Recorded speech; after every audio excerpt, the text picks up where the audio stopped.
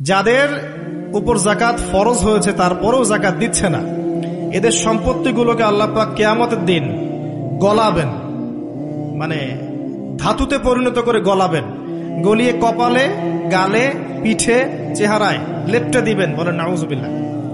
সূরা তাওবা পড়ে দেখেন, সূরা তাওবার মধ্যে এটা আছে। সম্পত্তি গলানো হবে, গলে একটা সোনা, তামা, ব্রোঞ্জ এগুলো গলালে কেমন হবে? এগুলো উত্তপ্ত করে যদি গায়ে লাগিয়ে দেওয়া হয় কেমন শাস্তি হবে?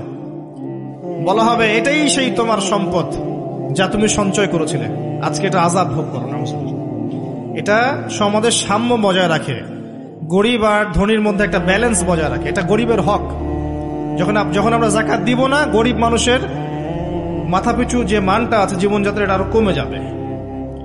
এটাতে শুধুমাত্র একটা রাষ্ট্রেরই উপকার হয় না, ব্যক্তি পর্যায়ে উপকার হয়।